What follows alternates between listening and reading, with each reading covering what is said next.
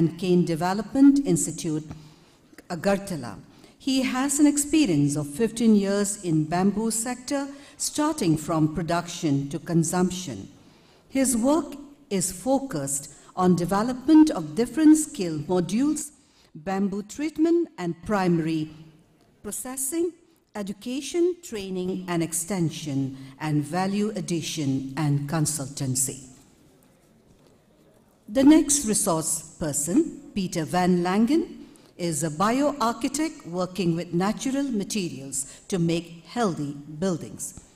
He is very active in both Brazil and Mexico, doing many social projects and high-end residential projects. He has been experimenting with bamboo since 2003 and in 2018 was made Bamboo Ambassador for Brazil by the World Bamboo Organization.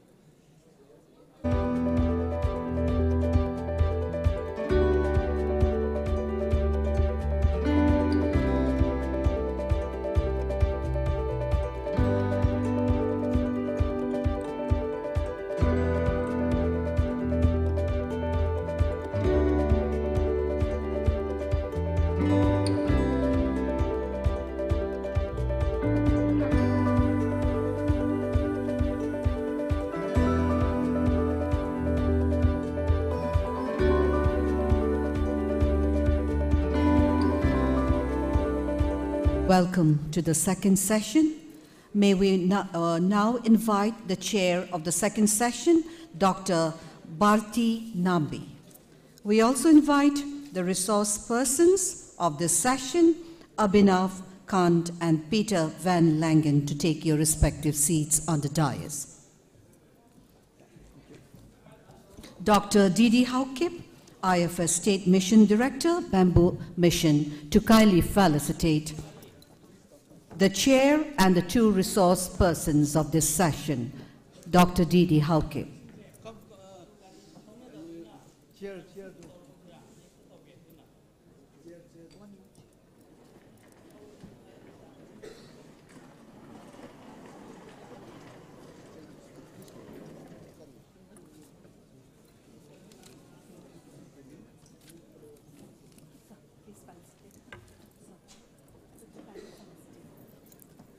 Felicitation of the chair and the two resource persons of the session by Sri.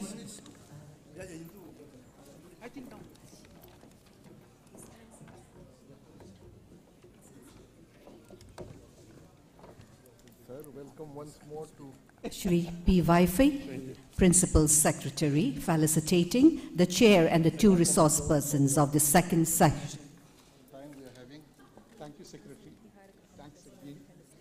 It is my privilege and my pleasure to welcome all of you. Thank you.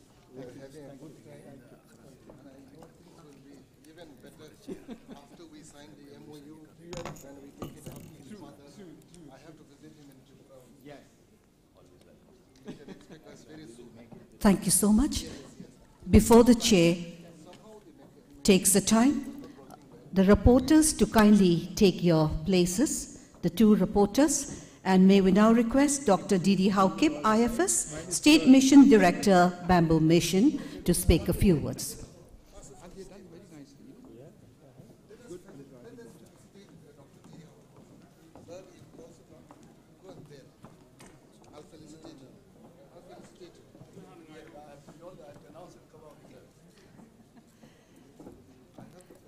Dr. Didi Haukip to be felicitated. Dear friend, batchmates, my colleague for more than 35 years now. Thank you so much. Continue the good work. And now Dr. Didi Haukip to speak a few words.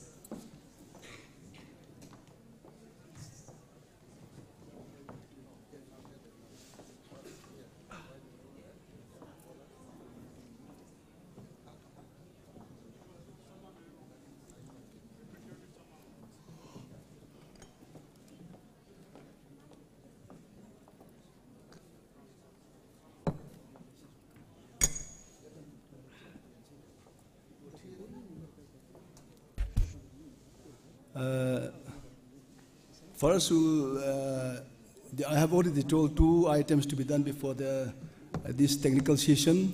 The first one is the signing of the MOU by Forest Department and Growmore Biotech, Hosur, and the Principal Secretary, Commerce Industries, and the PCCF. They all have to come up here for the signing. And then our friend from Korea, please come up. After this signing of the MOU, then the advisor, FA Northeastern Council, Sri Gai Gongden, will have a brief speech about 10 minutes. Please come up. PCCF sir also should come up here, please.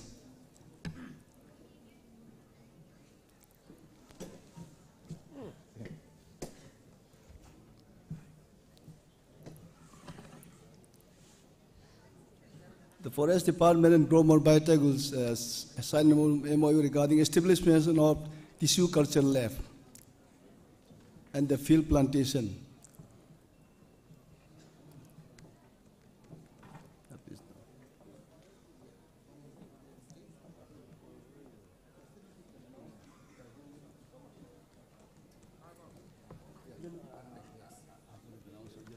So he'll come up. We'll felicitate them first. First? Yes. While he's speaking, better to do, I'll call him up. After the MOU, yeah, we have MOU. to finish the MOU, and then after that, let him speak. We'll continue the session.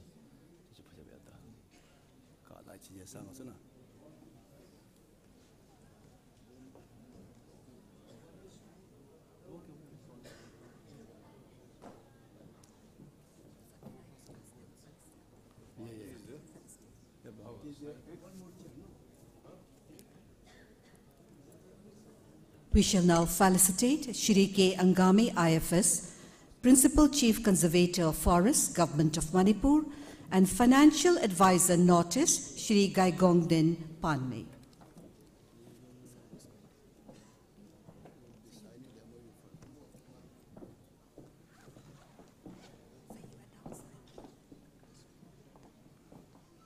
Sir, my pleasure to felicitate you on stage. Yes. Okay. All of us are having a been Thank you. You have been the greatest partner. Sir, my pleasure to welcome you back to home. And after so many years,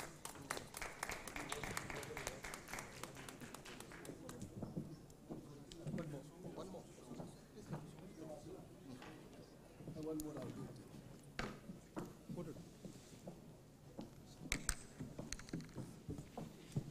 Sir, welcome to Imphal once more. It's been a pleasure meeting all of you. Okay.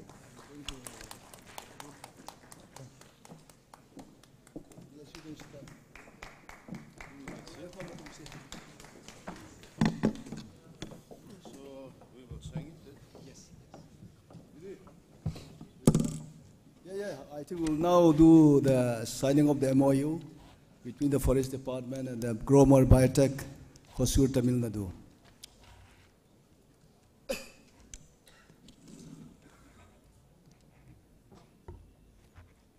This will give us a quality planting material, QPM sufficient for Manipur state, and even we can supply to the northeast region. So this is a very important thing for bamboo development in the northeast, because seeds are not, we don't get seed bearing every year. To get seed is very rare. So once we have this sufficient tissue culture lab plants, QPMs, then I think we can have very good planting material for the processing units and the future industry, bamboo industry in the northeast.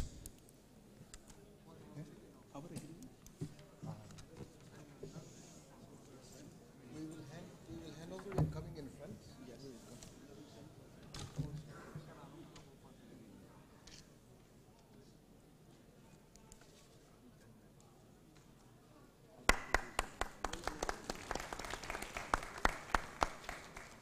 Also?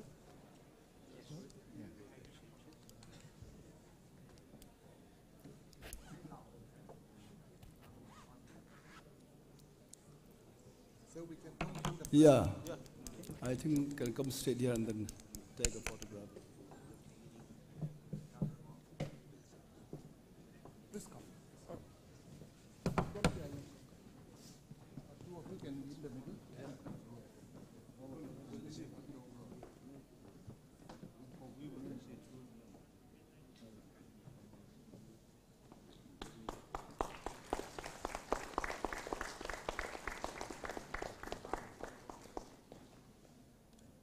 Let me congratulate both of you. All right, thank you. Congratulations.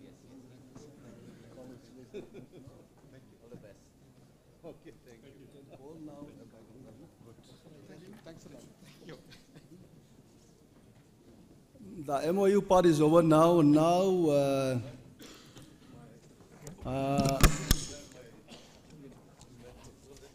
I'll request Sri Gaigongdin Panme, the financial advisor to Northeastern Council, which is co-sponsoring this workshop. He's also a bamboo enthusiast. Besides his profession, but he has special interest in bamboo. So he would like to share something for development of bamboo in the Northeast. Please.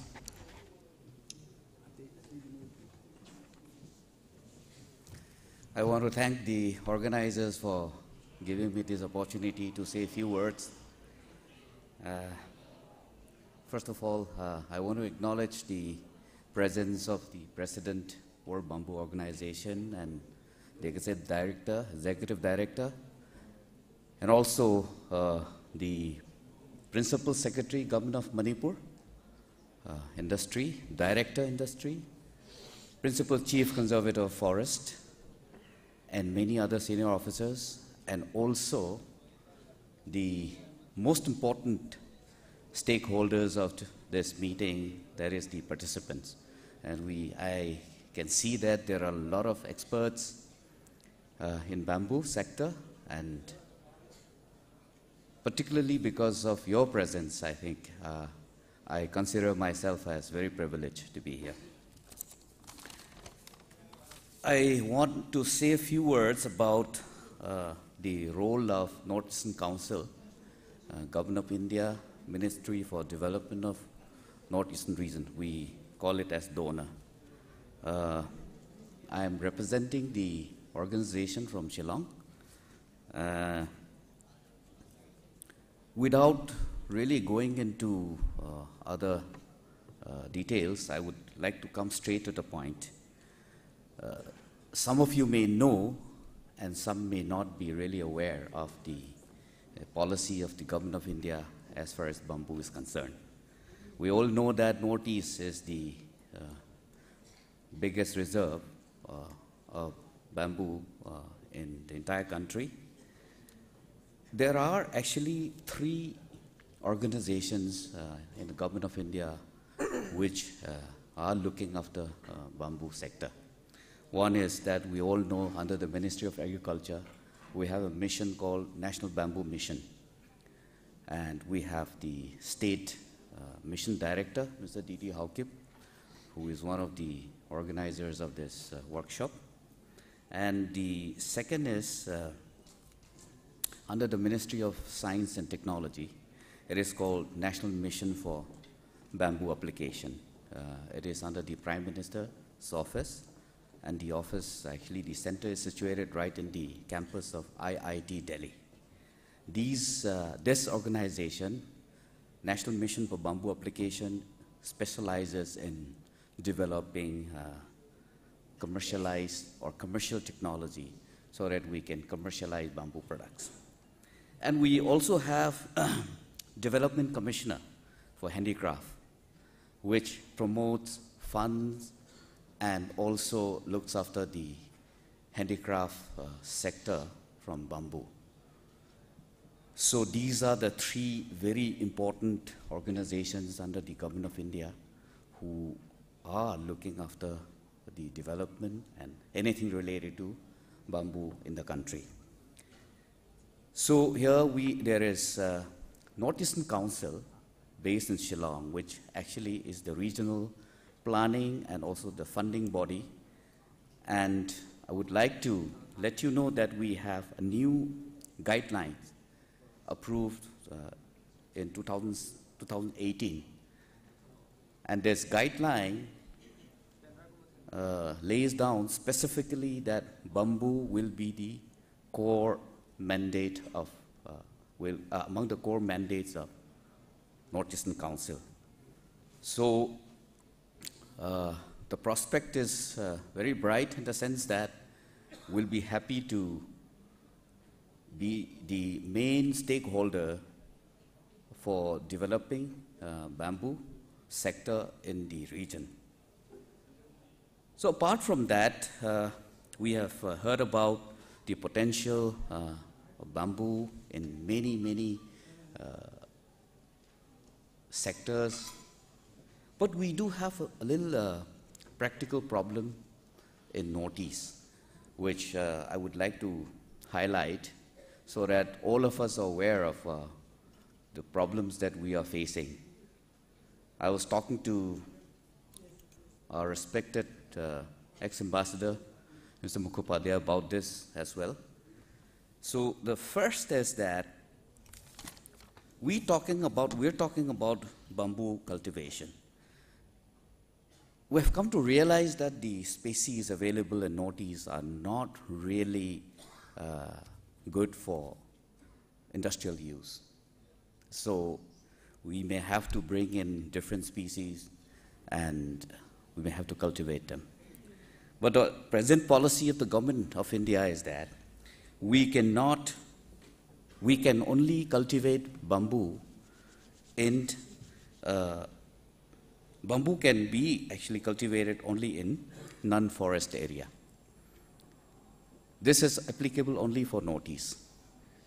There is no proper classification of land and forest notice in this particular policy. So the problem is that the entire area of notice is considered to be forest area.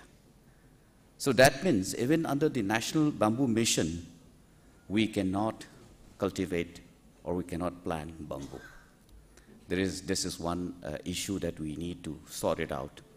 So I would request the workshop to take this point up, and I think we'll have to impress upon the authorities, the competent authorities, to revisit this particular policy, and if required, we can request them to amend it so that the forest area can be classified, categorized, because we have a lot of degraded forest. We practice zooming cultivation or shifting cultivation. So in order to regenerate the degraded forest, or the deforested area can be reforested or afforested again through bamboo cultivation only. So this particular rider is applicable only for notice. I really don't know. The policymakers may have a lot of wisdom in bringing this about, but I think we can always request them, bring this up to revisit. And the other issue that we have is we have been talking about bamboo all the time, but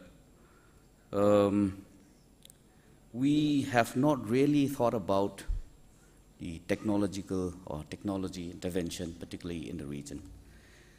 We have Dr. Vinash, who is going to speak after me. He is looking after the Institute of Bamboo and Cane Development based in Agartala. So during the last NITI forum meeting, there is the new Avatar Planning Commission of India. We have discussed that we need an IIT kind of institution in Northeast. That is National Institute for Bamboo Development. So it should be at the level of, it should be a national institute. It should be an iconic institute. So we somehow have, I think, managed to put that into the agenda or in the minutes of the last DD forum, and I think we need to follow that up. Once we have that, I think we can take bamboo or whatever bamboo technology or whatever forward. Without technology intervention, it will be very difficult for actually us to get down to the grounds and translate all this talks and deliberation into action. That's another thing, so we can follow that up. And the Economic Advisory Council of the Prime Minister of India is taking around at the moment, soliciting ideas from stakeholders and experts. So he had visited Northeastern Council recently. We have brought this up, the difficulties and some of the barriers that we're facing, particularly in the cultivation of bamboo. So we brought this up. I'm sure they may also visit the government of Manipur. If that is the case, then I would request all the senior officers to bring this up as well. And the Forest Department of Government of Manipur is really aware of these issues already. So apart from that, there is nothing much for me to say. But since the representative from INBAR is also here, apart from the World Bamboo Organization, I would like to talk about one thing that we have always have a tendency to miss out. In the earlier meetings that we have in CBTC, that is Center for Bamboo and Cane Development Center, I have raised this issue because we've been talking about bamboo all the time, and we have forgotten cane. So let us remember that without cane, bamboo development will be incomplete. Handicraft will not be complete without cane. So we have to think about cultivation of cane, development of cane, because bamboo and cane go hand in hand. So NEC is there to support you if there are good proposals coming from the state, or even from the institutes owned by the Government of India, or even from the NGOs, or even from the societies. We will be there, and we will be happy to assist and handhold, including financing such kind of venture. Thank you for giving me this opportunity, and thank you for this time.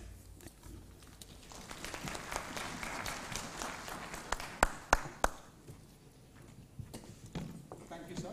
Thank you for giving a wonderful introduction to Northeast. And because we are running very short of time now, I request my best friend, Dr. Abhinav. He is a man with several years of hands-on experience. I think he has trained over hundreds of people in bamboo sector, and he has been doing a wonderful job. Let's hear from him. Dr. Abhinav, please.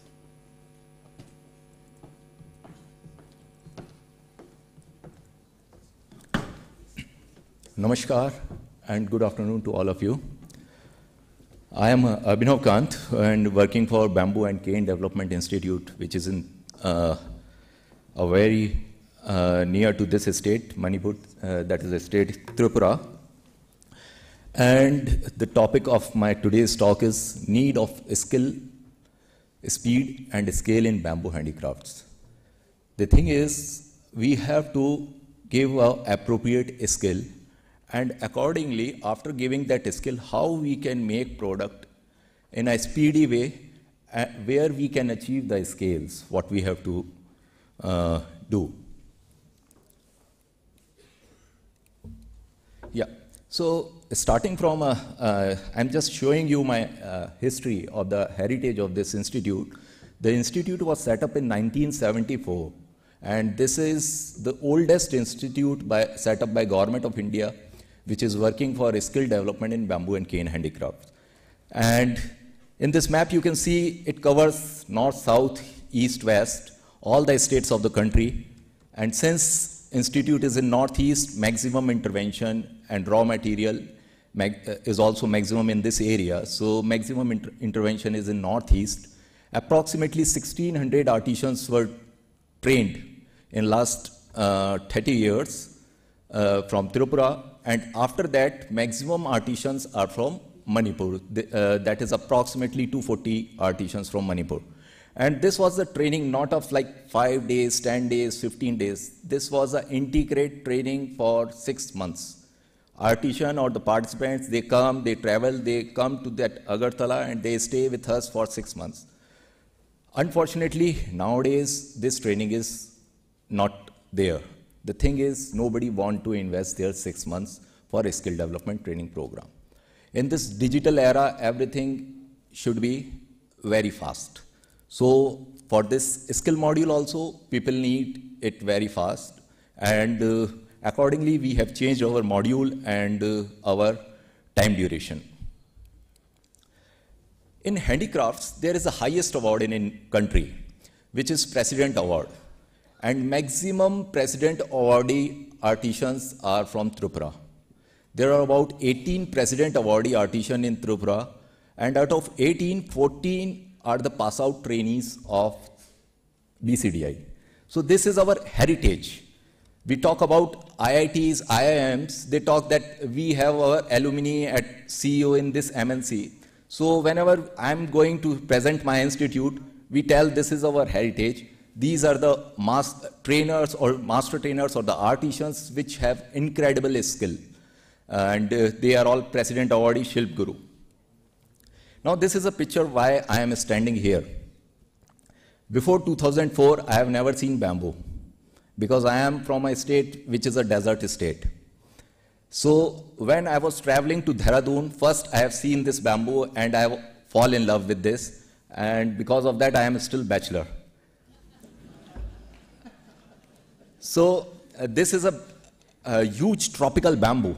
It is really a very magnificent plant, and the fact is India is the largest growing area.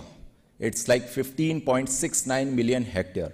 No other country have this bamboo growing area. And that is the area wise, but with the production, we are second in place. China is first. And by diversity, we have about 135 to 150 species growing in the country. Now the problem with handicraft sector is, like, we do have the largest bamboo growing area, but the productivity is very less. Reason, all the resources are confined to forest. We have not yet done plantation activity on high density plantation, on desired species plantation. We are still dependent on forest. So that is the area where we have to look towards, and again we have to work on the desired bamboo species. Now, this is the youngest country. India is the youngest country on globe, and second, every second Indian is below 29 years. And this is very much evident in the hall. I can see very young people in this hall. Even I belong to the old India now. And this is why we call it as New India, or Young India. Now, this Young India, there is an aspiration, they need employment, they need livelihood opportunity, where bamboo can play some role. We have abundant resources, we have young population, so we can use this to develop a niche where both can grow. Now, what is the need? To develop bamboo, we cannot address a single issue. We need a holistic approach, starting with the material, raw material, bamboo. What bamboo we have to grow, which area we have to grow, and what product we are going to make. Again, we have to train our manpower, human resource. This, if we are talking about product development activity, this is very much a blue-collar job. You need to have a hands-on activity. You have to smell and eat dust, bamboo dust, so that is a process. So that human resource we have to develop. Then what is the technology available? How we can use that technology for our product development activity, and where is the market? What product we have to make? We cannot make anything and we can take it in the market and the product we are not able to sell. So these are the important 4 M's. Now it comes skilling India. It's about the skill, how to give a skill, what type of skill module. So here I am specifically talking only on handicraft skill. Presently, we are giving 5 skill modules, which is furniture, basketry, bamboo jewelry, turning products, and utility products. Like for bamboo furniture, what type of bamboo? For product development activity, this is very much bamboo specific, or you can say species specific product development activity. We cannot make product from any bamboo. We have certain specific species requirement for a particular product activity. So in furniture, we use nearly solid and high density bamboo, where we are using whole bamboo. We are using the whole bamboo, treated bamboo, what type of joints we have to make, what type of glue we have to use. These are very much important things. And these are the training where we are giving how to straight that bamboo by heat treatment, or either we can band also. How to use jigs for uniform production, what type of glue we have to use, and how to read a drawing, that are very important. How to read the drawing and selection of material, these are very important issues which is being taught during those trainings. So this is a detailed drawing where participant learn to know how to read this drawing and how to select out material from the raw material. These are some of the products of bamboo. This is a jig where we are using a frame, and in that frame, the trainees learn how to make uniform pieces. And this is during the training program just to show the uniformity. This is 100% handmade. There is just power tools or hand-operated tools. So this is nearly similar. Handmade products are, we can decrease the ununiformity. We can work towards the uniformity of that thing. So these pictures are showing about the uniformity. Sorry. Now, this is the beauty of bamboo. Exceptional bendability with no compromise on strength. This material is made up of 100% bamboo. The colors gives them aesthetics and a new appeal. These are furniture made up of whole bamboo. The table, the bending, everything is made up of bamboo. In furniture, we are also working on stackability. Stackability is a very important issue whenever we are looking towards transportation. So the product, and even if we are storing it in our house, a stackable product is easy to store. So stackability is an important aspect. We can split bamboo and use that bamboo to mold that material. So molding can also be utilized in making furniture. Now this is a stool. The height is about 1 feet or 12 inches. Transportation is an issue. Transporting from northeast to the mainland, again, it takes a lot of cost. And when we transport this stool, it also carries a lot of volume, air. So we have to pay for that air also. So for that, we have to work towards the knockdown version. Any bamboo furniture can be knocked down. What we have to use the right breaking points and the modular nuts and bolts. So this is a detailed exposed drawing where we can decrease the volume, and final packing, instead of 12 inches, it goes down to 3 inches. Now towards the bamboo basketry. Basketry is already a very good traditional skill available in all the 8 states of Northeast. Every state have their own basketry skill and they are using it for traditional purpose. The thing is how we can use this skill for further value addition for commercial aspect.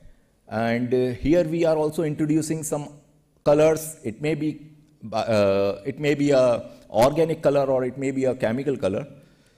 So during those trainings, how to make the uniform product as much as possible, how to color those slivers, how to make different types of weaving patterns. So these are the patterns and the colors. Now you have to play with the colors and different weaving patterns, and you have infinite number of combinations where you can work on product development activities. These are some of the contemporary basketry and weaving product can be used for making lamp, laundry basket. These are some of the basketry products where using different weaving skill and further value addition. Now bamboo is a hollow material. We can use the nature's design. It is already a container, hollow container. So how we can use this material for further value addition? So it's a turning product. We can use a turning machine and do that turning product and make different types of holders, flower vase, pan stands. So these are certain turning products which can be worked out with bamboo. Now this is very interesting, like jewelry products. These natural fiber can be used for making jewelry, where we can have a fusion of bamboo, some textile, silk, and other available local material. We have classified our jewelry in 4 categories. One is the weaved jewelries, which we call it as jhumka, small jhumkas.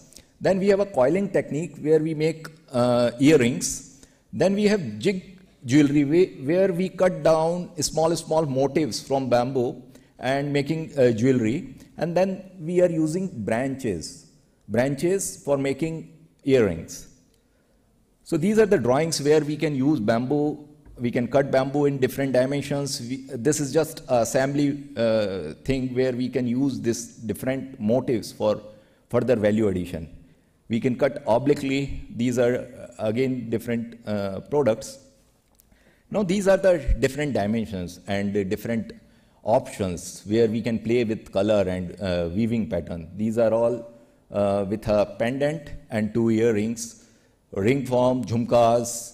Again, we can cut down jigs, we can cut down the pieces, we can do hand painting and certain other value additions. These are again different types of earrings. We are using it by making dyes and weaving. These are again jewelry. This is handmade painting, and this is the most simplest thing. We can cut down material cross-sectionally, and we can give a different shapes and make those pendants. Bangles are other options where we are using weaving pattern for further value addition. We are using thread for value addition. Now, like jewelry are tested, these products are also being tested. This is a photograph from Korea. So these are the products which were tested by that buyer just to find out whether there are some points or there are certain fibers coming out. So these are very much important. When we are using these jewelries, these are, they can hurt. So we have to be very careful what type of material and what finishes we require. These are bamboo utility product and skill training where we are making different utility product, tabletop functional product, which we can use for day-to-day activities. Now, this is a very interesting photograph, Mozo. Mozo, which is a boon for bamboo industry, not in India, it's in China. So, what we can do, we can bring Mozo, we can plant here. Is it so? So, when we bring Mozo, it comes like this. This is a proud farmer. He's watching his Mozo in a very professional way, and this is how it is coming up here. So, we cannot cut, copy, paste that development project model to our place. We do have our own resources. We have our indigenous bamboo. Now, the thing is, we have to find it out. We have to work it out. The first option is just as straight as Mozo. And this is just at par with Mozo. The thing is, we need plantation. We need large-scale plantation so that we have the ready material. This is the technology bamboo processing machine. These are the only processing machines which are available in the sector. It's in Taiwan, it's in China, it's in Vietnam. And ultimately what these machines do, they do processing. They never make product. They do processing, they do splitting, they make slats. We can have these 4-side plain slats. So now what we are going to do this material. So this is where the technology can help in developing a supply chain. These machines can process material and supply these processed material to the producer groups, where these producer group will develop different products according to the material supplied. And these producers and these small self-help groups, they are going to use these hand tools or power-operated hand tools. Now, the assembly part, they do not need big machines processing unit. So even NEC has funded a very good project setting up of these processing unit in all the states of Northeast. Now these processing units will supply those processed material to the SHGs, and those SHGs will later on do that value addition.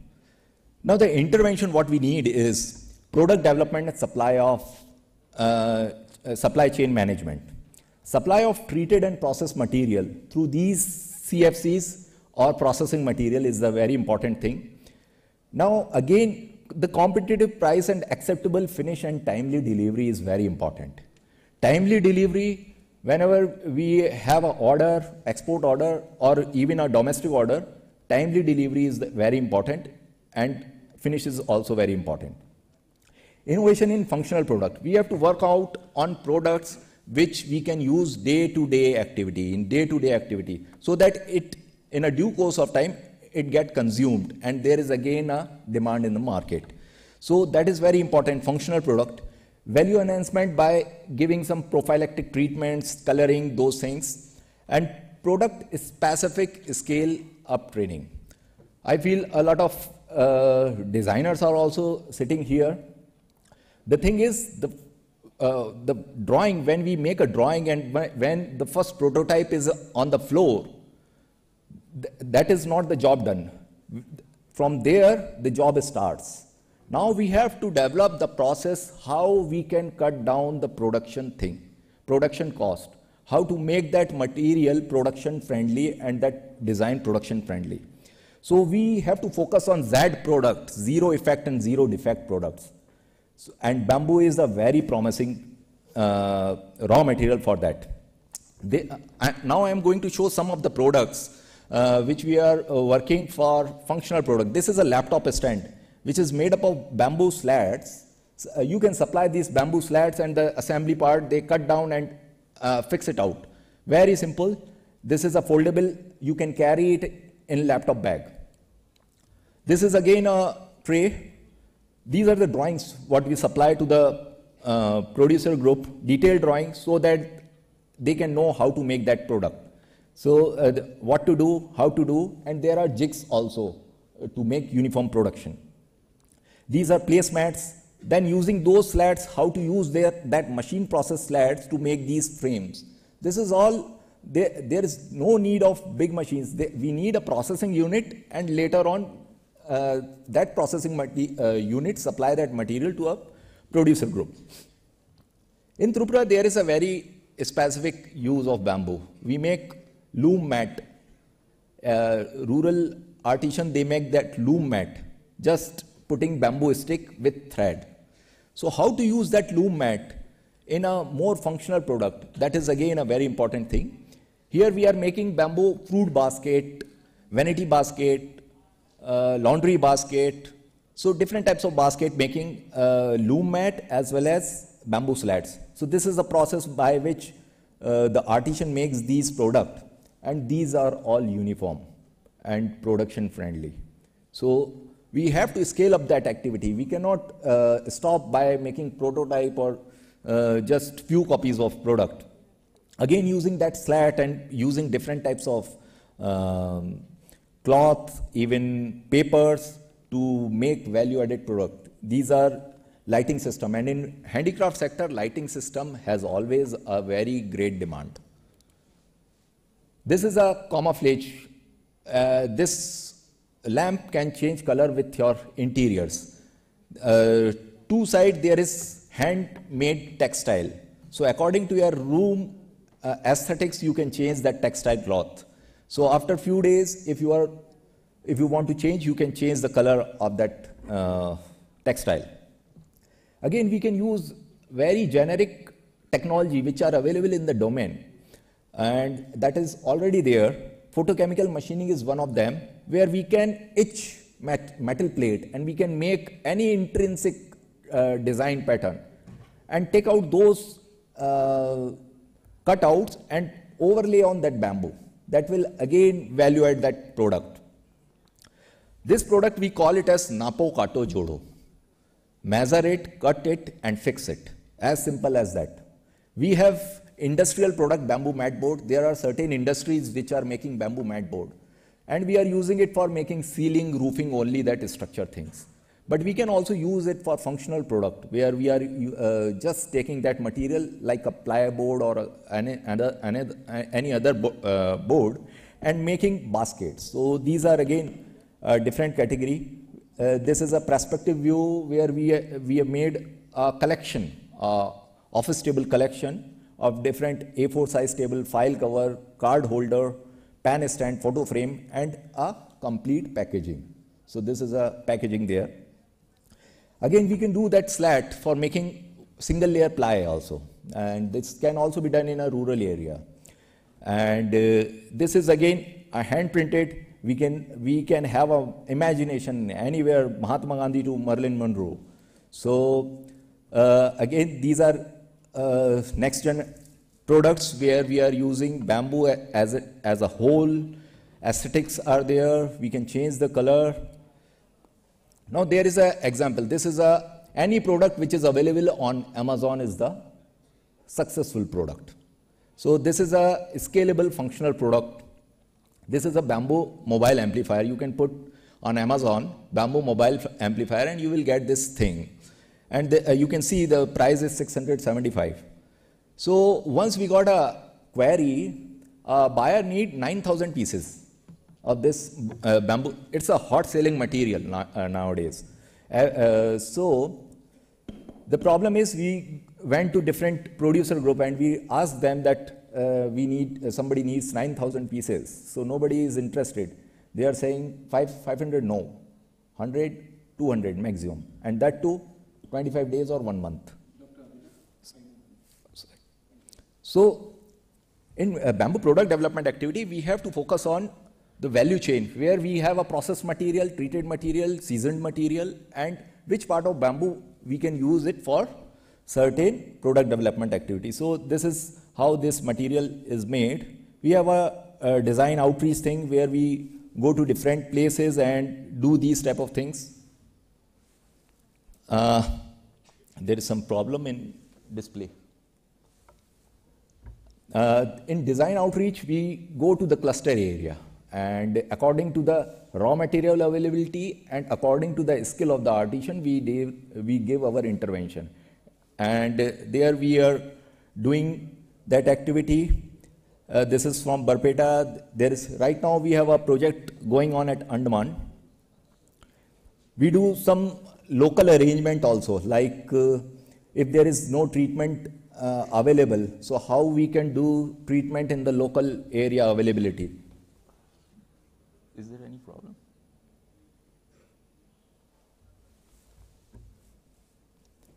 Then for market linkage, we have a sister organization and we have a very close association with Export Promotion Council of Handicraft, EPCH, where they have different buyer-seller meets and international fair and exhibitions. This is a IFJAS, International Fashion Show on Jewelry and Accessories, where bamboo-based jewelry is being promoted. This happens every year in Delhi. We do work on bamboo education, where in collaboration with Tripura University, we are working from last 9 years on a 1-year postgraduate diploma course on bamboo cultivation and resource utilization, right from introduction of bamboo, different bamboo varieties, how to use, propagation of those bamboos, how to treat those bamboos, how to use these processing machine for processing of bamboo, cross-cut splitting, knot removing, seasoning. Then we have a classroom, how we can make bamboo board, bamboo charcoal, edible purpose, already talked on that, pickles, shoot processing. Each training program is very much started with morning yoga classes to make the people fit, model making, entrepreneurship, and skit making. This is all the part of the course. We do have an international training program where we did work for Bhutan, our neighboring country. We did it for Ethiopia. So these participants traveled from Ethiopia, came to Tripura and get that exposure and that training. This is from Zimbabwe. We do have an industrial association with IKEA. We do have a bamboo processing board manufacturing unit. So any investor want to supply IKEA, they can bring their bamboo at our facility. We can make that prototype. They need this chopping board and butcher board. So you can test your locally available bamboo for these industrial product. These are the designs for making bamboo shades. Now we are also working on bamboo nursery management and propagation. So thank you.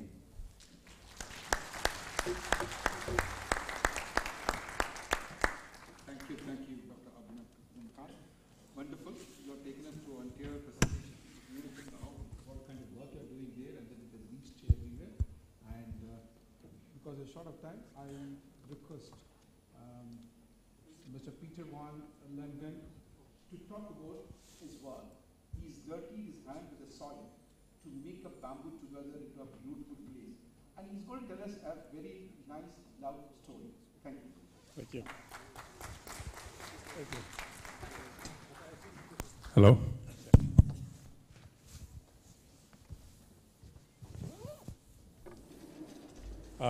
Good afternoon. Thank you for the introduction, and glad to be here at the World Bamboo Workshop in Imphal, Manipur. I'm going to talk about how I became a bamboo lover, so to speak. I mean, it really is a romantic experience, and I hope there's some architects here in the audience. I don't like podiums, so I'm just going to walk around the stage if that's all right. Are there any architects in here? Many? Few? Okay, terrific. After this and a couple more talks, we will be out in the back building so we can all join together later on and build the pavilions. Basically what I do is I make architecture more organic or more agricultural or more vegetable. That would be the word. In Latin America, we call bamboo the vegetable steel or el acero vegetal. So we have, that's kind of the idea. With all the problems we have today with pollution and mainly the problems we have with health, I think everyone here, well, at least in my country, everything I'm referring to is always going to be Brazil, Mexico, which are the two countries I work in. And we have big problems with cancer. We have big problems with Alzheimer and Parkinson's and many, many diseases, or many of these modern sicknesses that are affecting everyone. And one of the main causes is obviously our diet, and then the pollution, and then obviously where we live.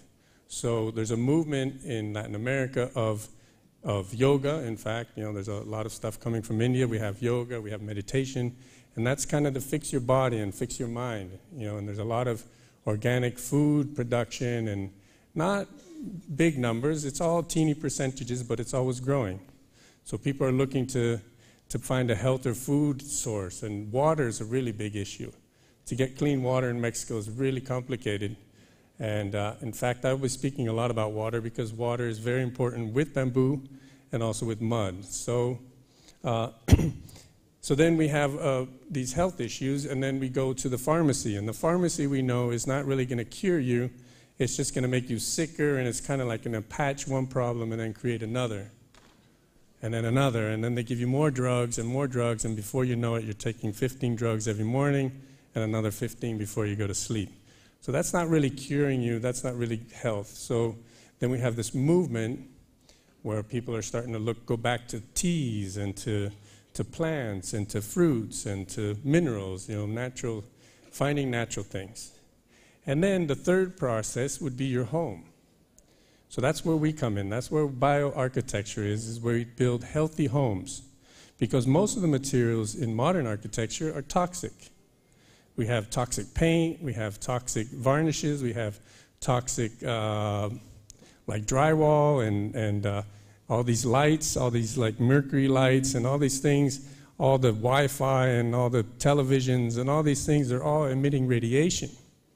And now, to make things worse, they're going to introduce, they've just done it in Europe, G5. So now we have G5, which gives you nausea, headaches, nosebleeds, et cetera, et cetera, et cetera. So we're just looking at a lot of health issues are based on the home. So I work with not 100%, that's almost not impossible, but I work with mostly natural materials, stones, mud, bamboo, wood, clays, beeswax, whatever is really locally in that situation. So I've never had the disfortunate to go to a land or go to a country, to go to somewhere in Africa or somewhere in Latin America where I cannot work, where I cannot solve a problem, where I cannot make a building, a clinic for some indigenous community, or where I can't make a little cultural center. Or there's always a solution when you work with natural materials. I work a lot in the Amazon jungle with Brazilian Indians, and we build stuff with nothing. Well, nothing. We build stuff with whatever's in the jungle. We don't need the stores. We don't need gasoline. We don't need power tools. We just need ingenuity and nature. And this way we guarantee what I said before, a healthy home. That's really what I'm looking at. And that's how I sell my ideas to my clients, because bioarchitecture is still in its diaper stages. So like bamboo, no one's really building with bamboo in Mexico. Colombia's way ahead because Simón Vélez was very active with the drug dealers, and they would just give him lots of money to make wonderful mansions, and that's how he was able to develop beautiful architecture in bamboo with drug money. So that was an exception, and that was his wonderful experience to be able to go that way and then become the world bamboo master that he is. So I'm going to talk about this combination between bamboo and mud. Mud, when we talk about mud, I mean like adobe building and earth building. I'm sure here in India there's various millions of examples of mud building, and really the architecture in India is by far the most fascinating on the planet. So,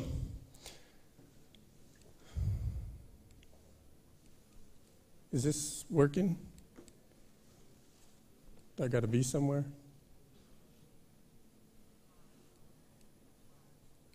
Okay, thank you. So I'd like to situate, this is where I live, and this is where I live. There's Mexico kind of in there, and Brazil's kind of in the dark there.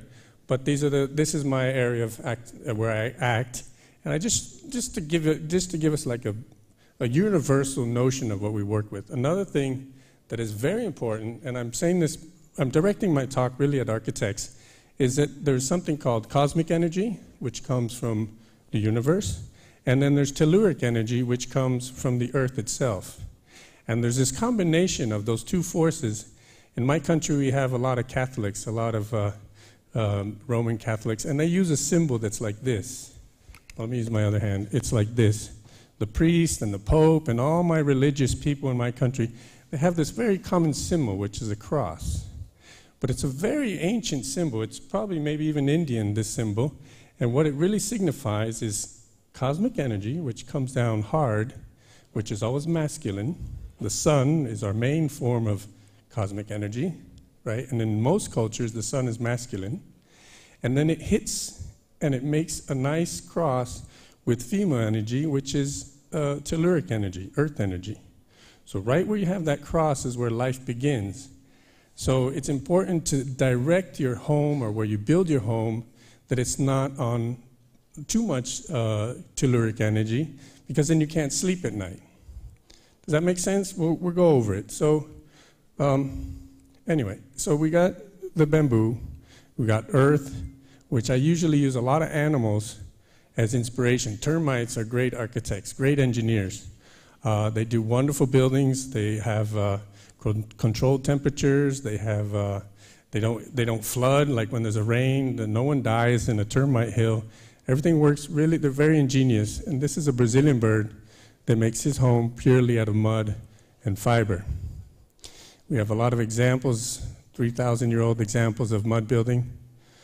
I'm not going to talk much about bamboo because many people have done it already.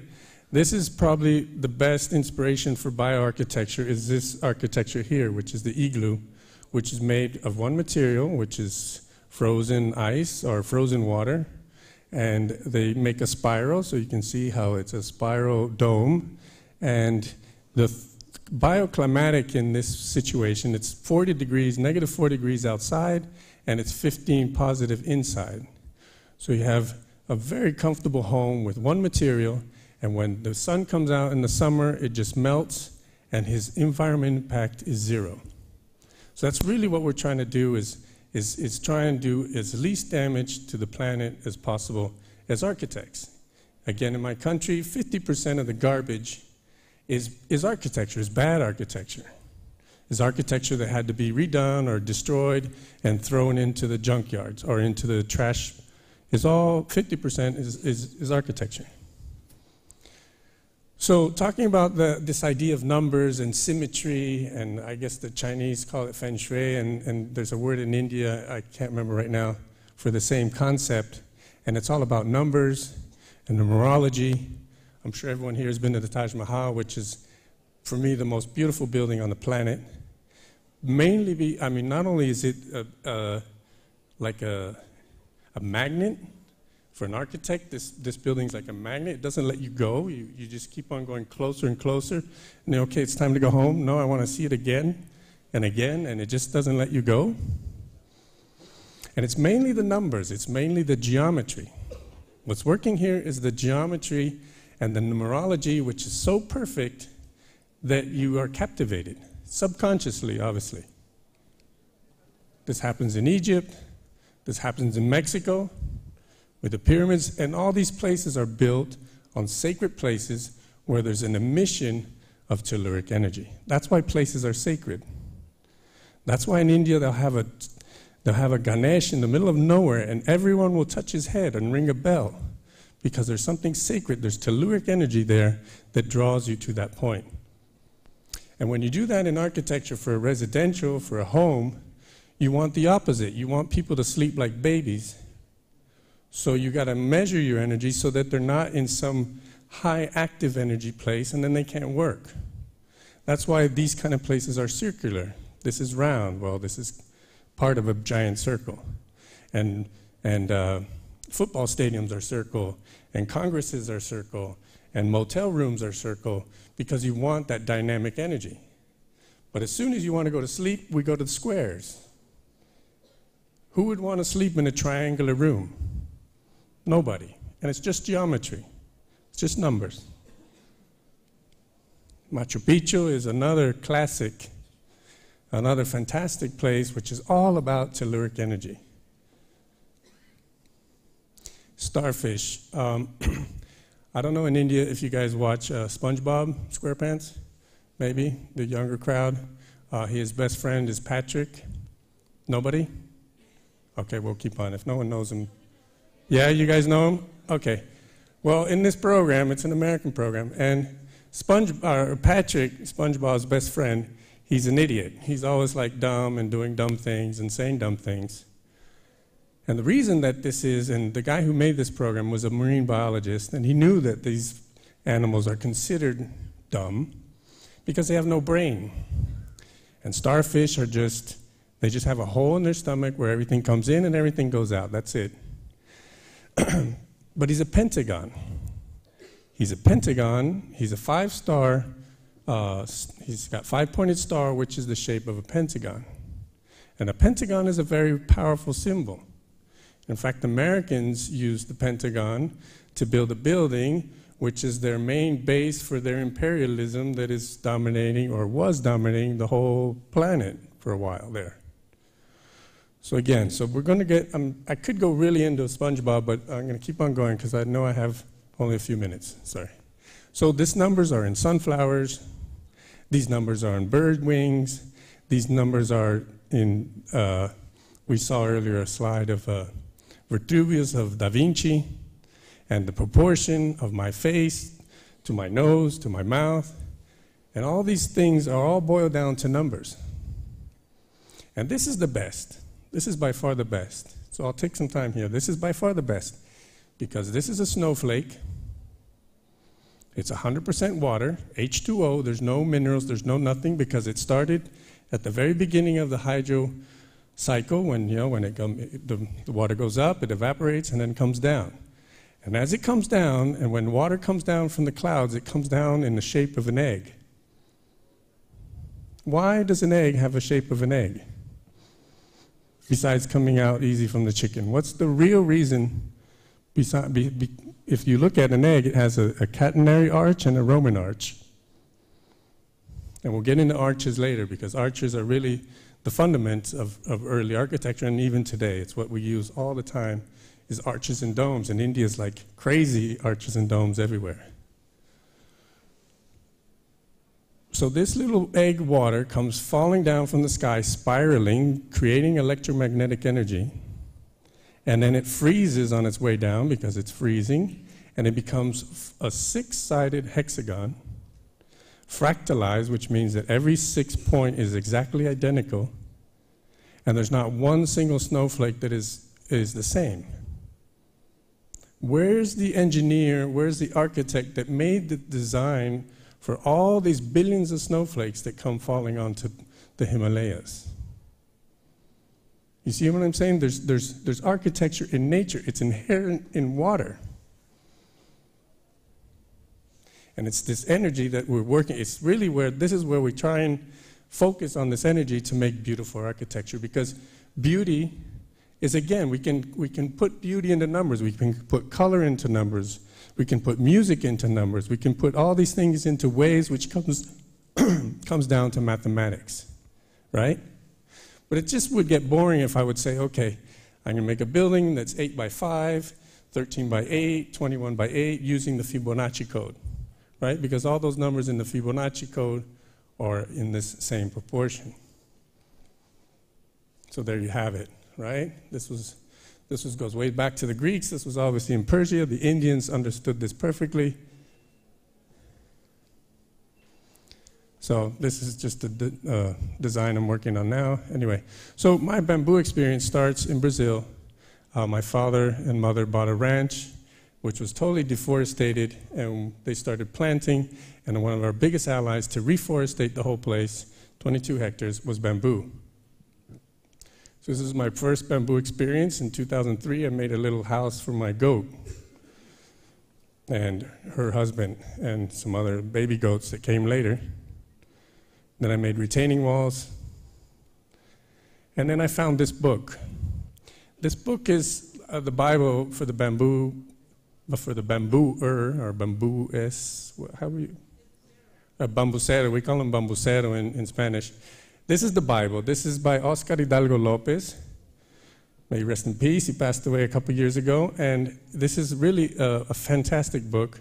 It's on PDF online, but if you can get the real deal, it's really, really a fascinating book. And it totally inspired me to go further, just to stop like horsing around and get more into bamboo. And just practicing, because I was working with mud and bamboo. And I got so into bamboo that I became like a bamboo pirate or a trafficker. I used to go to Africa or Europe to do lectures or workshops, and I'd see a bamboo, whoa, and I would take the bamboo rhizomes and put them in my luggage, which in my country you can't take live plants into my country. Or I'd go to the botanical gardens and wait for a rainy day and have a kitchen knife like stuck in my pants and walk in. Don't do this bad advice, but anyway, this is what I did.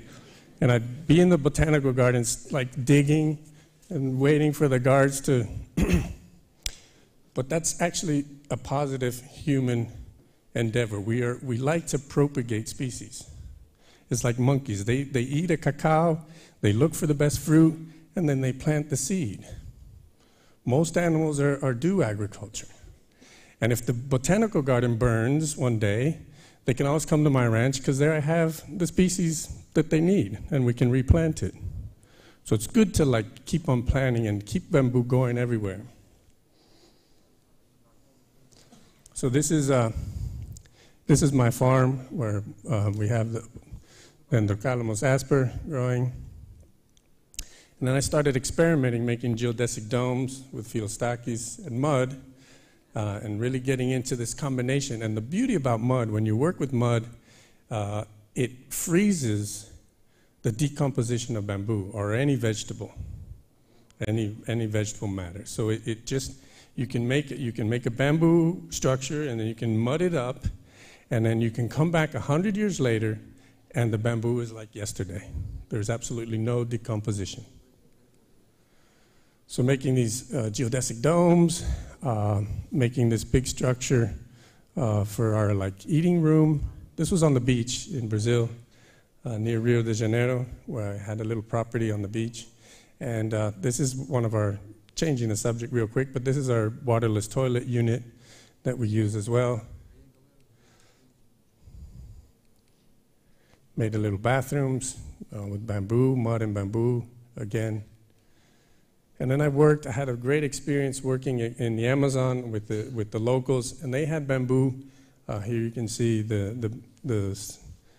all the beams are bamboo with palm leaves. We're making the walls. And it's really amazing. You can find bamboo everywhere. I did a lecture in Portugal, a workshop in Portugal, and the Portuguese were like, no, we don't have bamboo. And then this is the Alvaro Siza School in Porto, which is one of the fanciest bamboo architectural schools in Europe. And right there in the gardens, they had Philostachys nigra. I said, you got bamboo right here. And they're like, that's bamboo? I said, yeah, that's bamboo. So there is still a lot to be learned and a lot to be done. So this was the clinic we built. This was for the doctor, the local Indian doctor, and he needed a space to, especially mainly for pregnant women to give birth. So we made this little house together using palm and bamboo and mud and rocks. No, nothing modern, and still there today. This is about 7 years ago. Natural paints that we use vegetable dyes to make the paints. This is again on the beach property. We made this little workspace to do our workshops.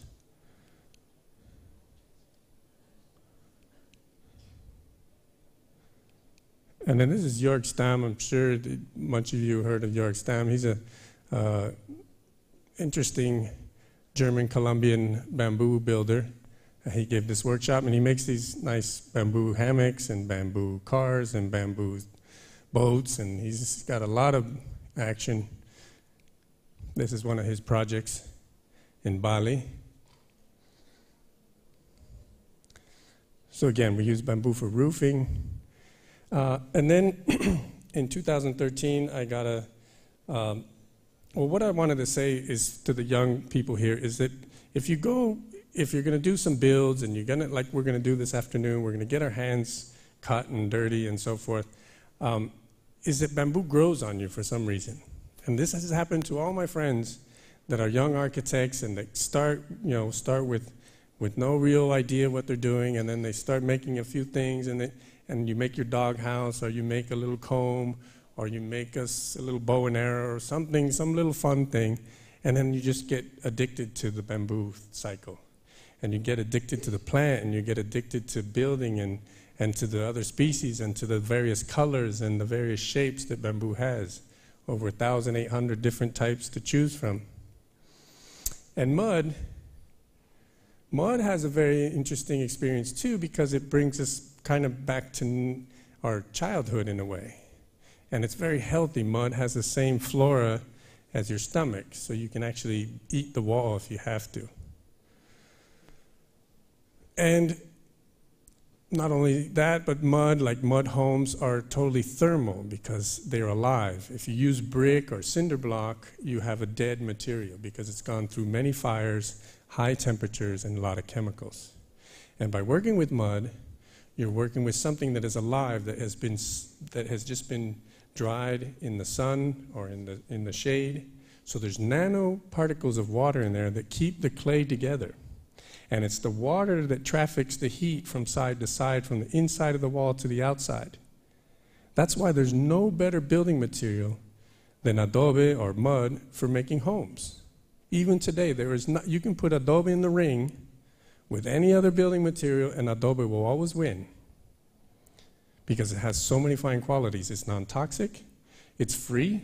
If you buy the land, the adobe mix is right there. It's totally recyclable. You can tear down an adobe house that's 1,000 years old and reuse that same mud. Or if you don't want to use it, you just throw it in the yard and plants will grow there. And if I dig a big hole, I just plant some bamboo and then throw the bamboo in there, and in 5 years the mud will be back. And the main thing is that it keeps the house 24 degrees year-round. You don't need air conditioning, which is full of freon and full of other disgusting bacteria.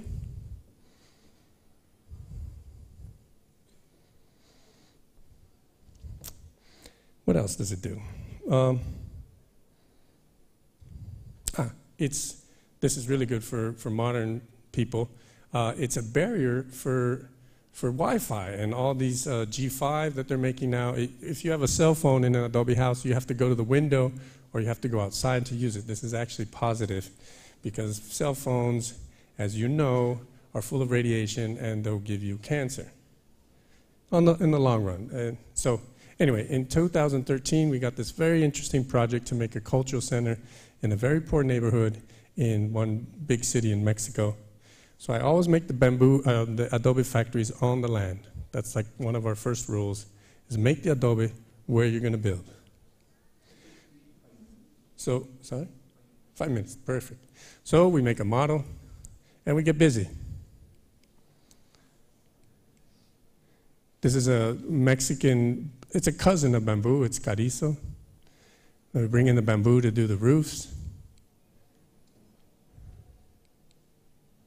So it's 4,000 square meters in adobe with grass roofs, eco-sanitation, and finally we build a bamboo structure to cover the main patio because it's for orchestras, which are 150 poor kids playing Mozart and so forth.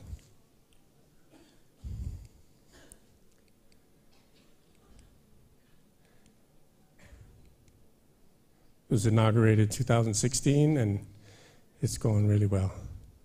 Here's another workshop with Jed Long and Martin Mortera. We did some more mud bamboo mix. This is my office. It's also bamboo and mud.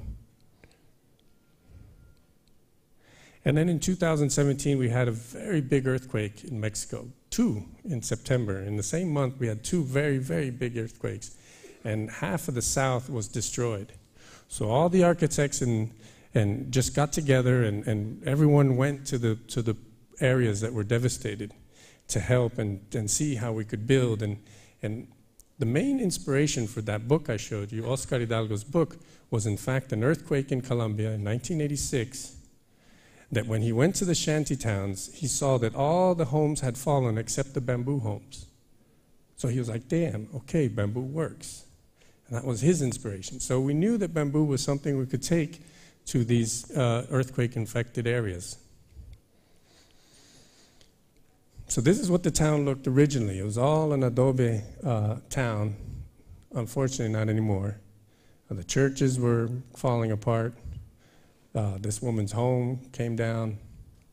So my first reaction was education. We have to give lectures. We have to hype up the adobe. We have to hype up the bamboo because bamboo is like, it's plague. In Brazil, we call it a plague. It's like people burn it and they destroy it or they just use it for firewood or something. It's really, really has a bad name. And adobe as well. Adobe is for poor people.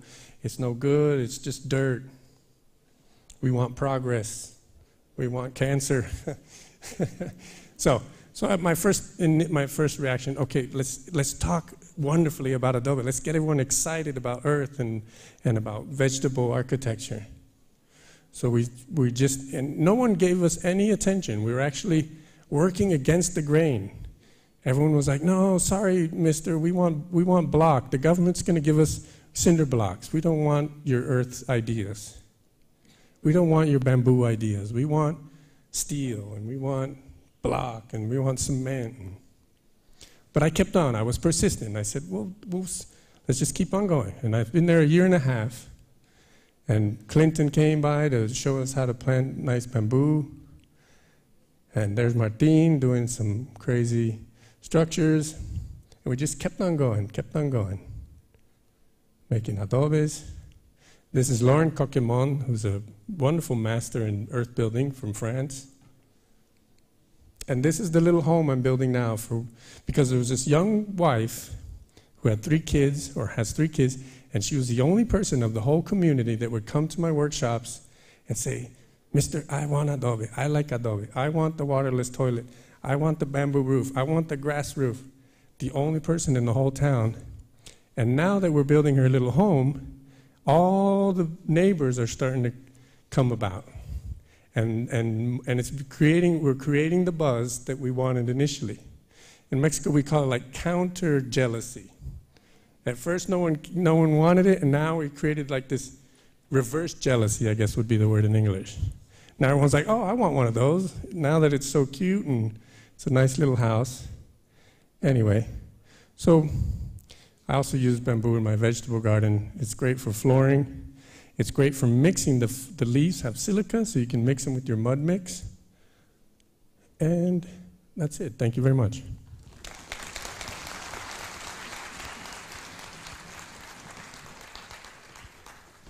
Excellent.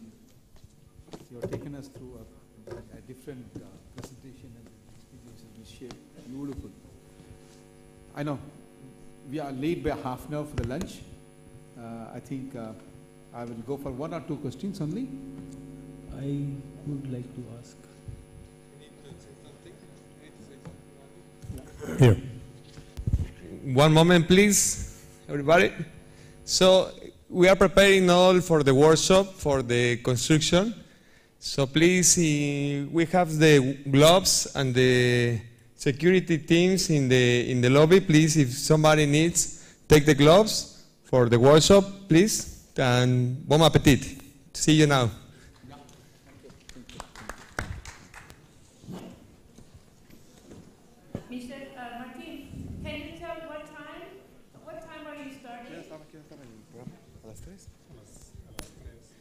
So now we have a program of handicraft, and after we are going to the workshop. So we are making 4 construction now in the place. 3 is here, and 1 is in the Hotel Infal. So if somebody wants to go to the Hotel Infal, please contact me. And the other persons can start working in 3 p.m. is the workshop of construction, please. So we are a lot of people, so we need to take care with the tools, we need to take care with the security, okay? Now we return and we can talk about the construction and the workshop for the afternoon. Yes? Some question now? Martin, it's safety, not security. Martin, safety, security. Dr. Barafi, this is Suzanne. I would like to make a comment on Dr. Abenoff's comments.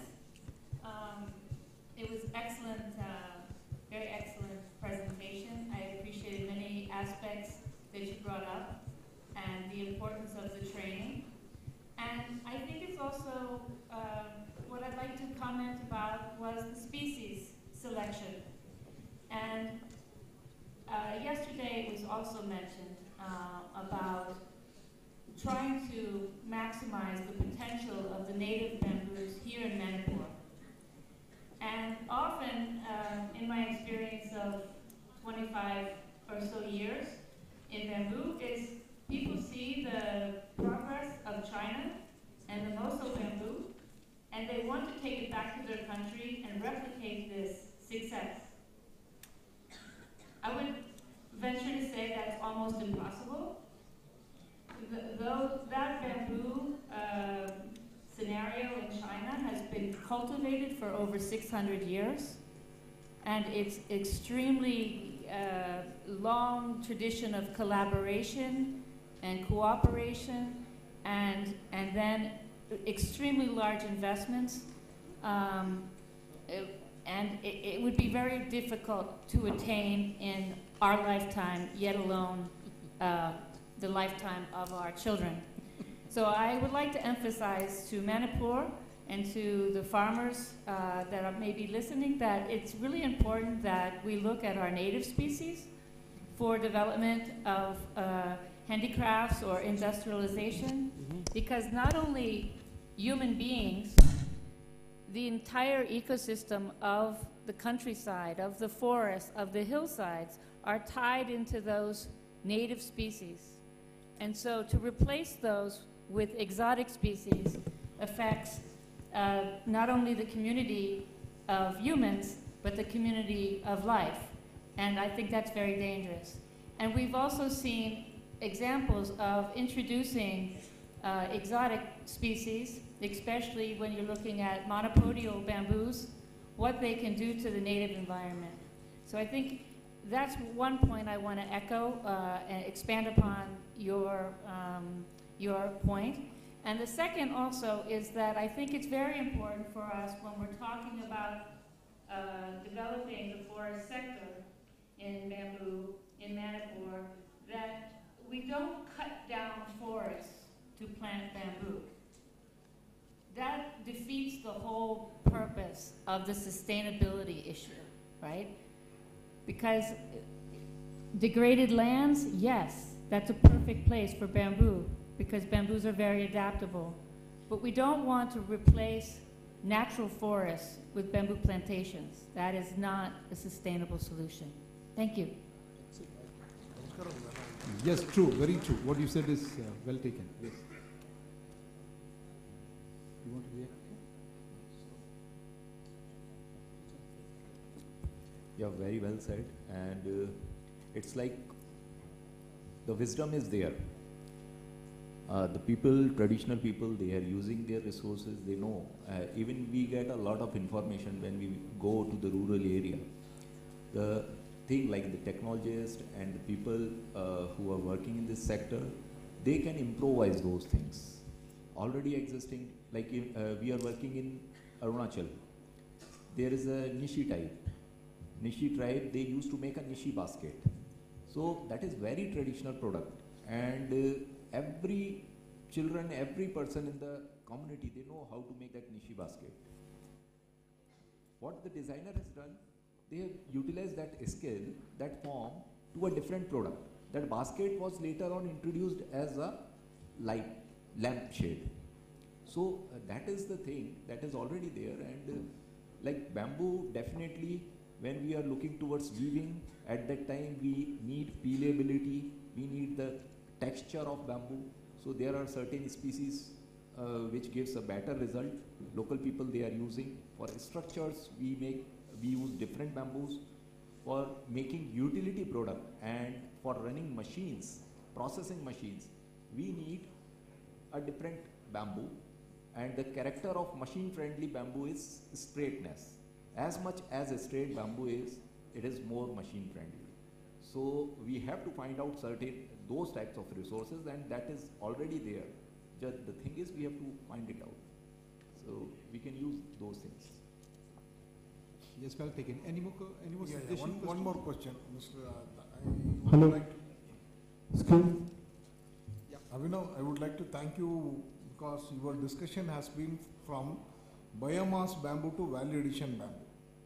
Continuing your talk from the tea break, like the madam has said, the bamboo, each bamboo is specific for its area. I am also in this field for the last 32 years. The bamboo characteristics, if you bring from an exotic place, replacing the natural bamboo of that place, by my experience, by my knowledge, I go by that. The bamboo grain formation or the fiber formation is dependent on the pH of the soil, the EC of the water there, and the ultraviolet radiation, the sunlight. What bamboo you get in Tamil Nadu and what bamboo you get in Himachal Pradesh are different because it is away from the tropic and the grain formations are different.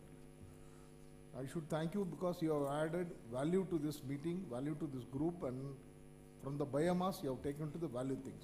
And the straightness or the crookedness, the bamboo depends on the environment. Bamboo alone, a monoculture of bamboo has not been very successful.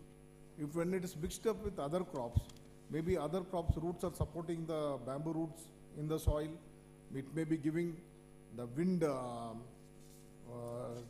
protection. There are so many other things which we need to discuss with many learned people here.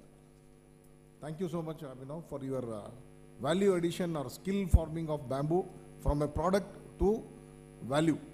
Thank you. Thank you, sir. Thank you. Excuse me. Last question, so that we go for the lunch. Hello, sir. Hello. Sir, in bamboo topic, flowering is a very important subject. Please give attention on this. Yeah. Flowering is a basically genetic character. They repeat after a certain number of years, depending on the species and the nutrition status of the soil. It's a big topic by itself. Because the lunchtime, I just give it to you in 1 minute time. Every species, like Dendrocalamus giganteus, will flower once in 110 years. Tulda will flower in 135 years. And when it comes to Melagana basifera, 47 years. But when it comes to vulgaris, they never flower at all. Balkova, they never flower at all. Tulda, newtons, very rarely they flower. So depending on the species, they change. And also, depending on the cultivation method, the flowering is a function of nutrition availability to the plant. If there is more nitrogen, they never flower. They get postponed for further. Only when there is a stress, either it is a moisture stress or it is a nutrition stress, and then the plant tries to complete its life cycle by producing a seed. But there are many sterile species there which can beat this process. Anyway, because of lunchtime, this is a different topic. Anything else? I had a concern actually regarding since yesterday I'm seeing there's a lot of promotion of like bonded resin bonded boards and laminated bamboo sheets to be used as a technical material. But my concern is like, are we just creating like FRPs which are like banned in most of the European nations or whatever? Like, are we just substituting glass fibers by bamboo and calling it sustainable? Like, will it is like, I'm just trying to understand, is my concern valid or is it just a invalid concern? And like after 100 years we realize, oh, whatever we did with bamboo was not sustainable as much as possible. So this is a question to Peter and others, like whoever can like answer this. So whenever we are looking towards engineered product, bamboo glue board or bamboo slat board or a bamboo mat board, scrimber board. So definitely what we are doing, we are bamboo, we are splitting it, disintegrating it, then applying glue, reintegrating it and making board. In due course of time, we are putting energy, we are putting glue resins which do have emissions. So carbon footprints are there. But why we are promoting bamboo glue board is a different scenario. We are replacing and we are searching out a substitute of wood. Since bamboo is a sustainable material, the growth rate is like we call it as like 6 times higher as compared to wood. So bamboo, we are treating it as a sustainable material. So that's why we are converting it to bamboo wood. First thing. So definitely technology side and new product range, we always need to experiment those things and we have to adopt those things. But right now in our situation, in our country situation where we are maximum dependent on forest resources, we do not have plantation and the quality of bamboo what we need. So presently we are not in the situation where we can make sustainable these types of product. Instead, we can use those products for certain other value-added things. We do have our facility, we can make bamboo board, but how to use bamboo and how to link this bamboo with livelihood and with the rural people. So there we are insisting, like we are bringing bamboo, we are using that bamboo and making product development which are directly made without using any type of glue board technology. So right now we are exporting agarbatti stick from Taiwan and China. So we are not able to make our own agarbatti stick, so board is at different level. So we can use bamboo processing machine for processing those things and further value addition. That is for sure. Dr. Moganti is there, I think is a director from IPRITI. Yeah, he is a man with a lot of experience. Just 1 minute. But they ask that we are using resin or bonding materials, but that is very minuscule to the entire product. Like bamboo is a sustainable, renewable and biodegradable material, and it is a carbon neutral, and it stores a lot of carbon dioxide, so it helps climate change. So there is no doubt or question about using bamboo. But as far as glue is concerned, of course, but it is very minuscule. If you compare glass or if you compare steel, everything is energy intensive and they are not biodegradable. So on that count, bamboo is more sustainable. Bamboo scrimber boards or bamboo mat board or bamboo, any type of engineered product is much more better than your steel, asbestos, even traditional wood. We say wood is good, but bamboo, I'll say it is better because bamboo matures in 4 years. Whereas wood, if you go to traditional wood like teak or sal, then it's 100 years. So bamboo is better than the forest wood because we have to conserve the forest, but bamboo can grow in any land. Ms. Susan Lucas already told that it is adaptable, quite adaptable. So let us go for bamboo which grows fast and in 4 years it matures, and we should not have any doubt about the resin or the glue because it is very small part and that I can manage. So that is the answer to the question what is raised by our friend. Okay, actually the thing is like there is something called like end of life cycle, like end of life, like what do you do about it? Like even today, most of the problem that we face is because like people talk of recycling and upscaling, but the energy that you put in recycling is much more than creating the new product itself. So, like, would it be similar situation, like after 100 years we realize, oh, like because we used resin, the bamboo doesn't disintegrate. So does it disintegrate earlier as compared to an FRP, which will stay forever? Or is it like better if you use bamboo with resin or something? No, bamboo will degrade. With resin, it is only for binding. And when after 50 years or 60 years you you no longer use that, bamboo will disintegrate into nature. It is not a, you cannot say that it is transparent, it is still there, it is just a composite. So bamboos and resins will be free of each other and it will disintegrate, it will part of the soil, the carbon will go back to the soil. So you should not have any doubt about it. Biodegradable. It is biodegradable. Dr. Bharati, final question for you. I'm sorry. So we are into the same thing, tissue culture. I have certain questions for the tissue culture because we are also producing a lot in tissue culture, but when compromising the farmers, it is not so easy for bamboo. We can talk about corporates who enter into bamboo, like we can do bioenergy, so many things like that, like plywoods, agarbattis.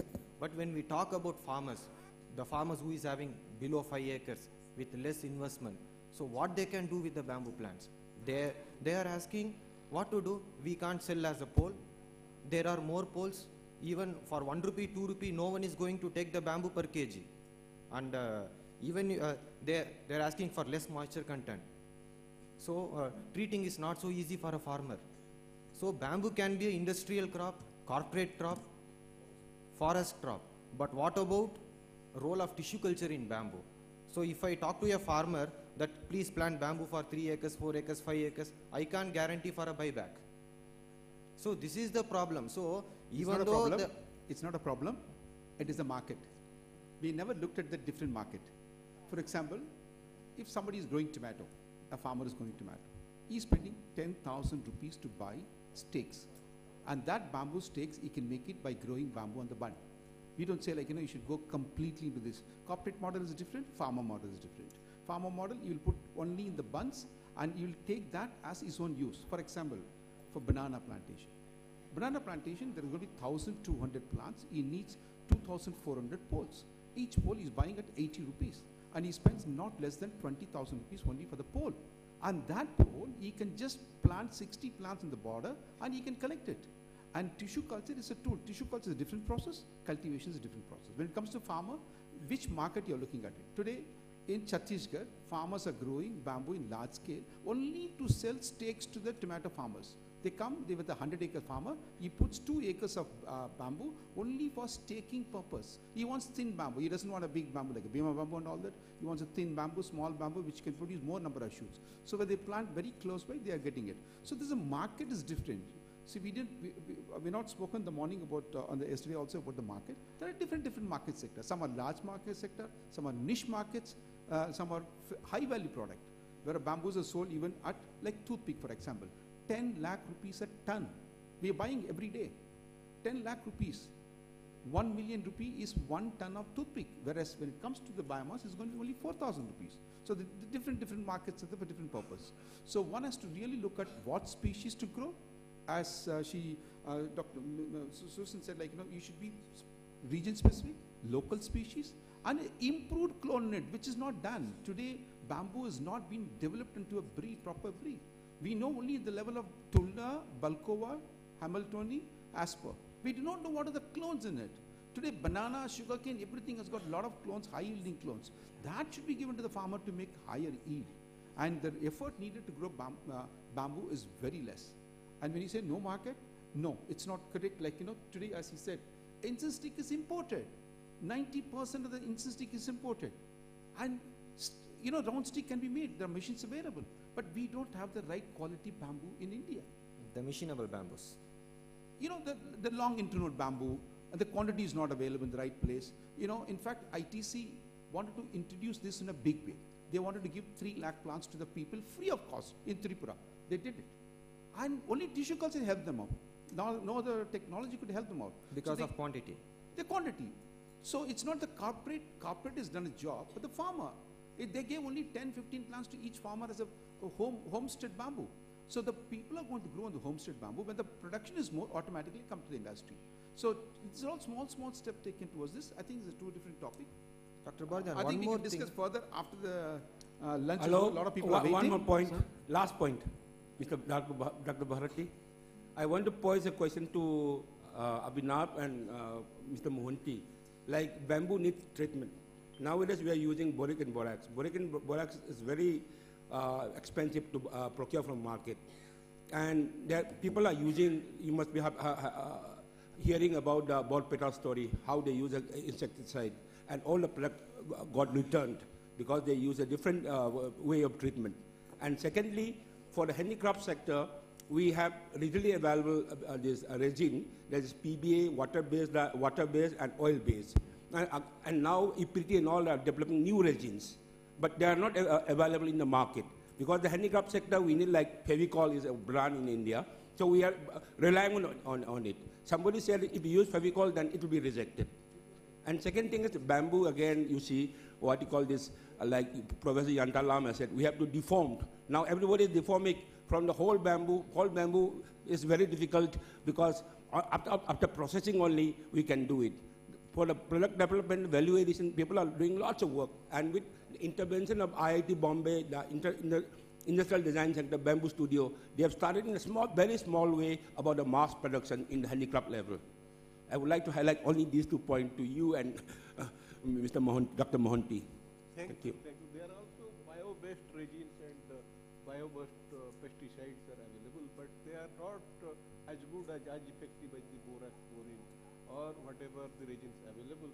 But always efforts are there. We can blend to certain extent, and our resin expert is sitting here. He also knows Mr. Sahu from our Calcutta Center. But this needs discussion and consultancy with us. Problem is availability in the market. Yeah. Yeah.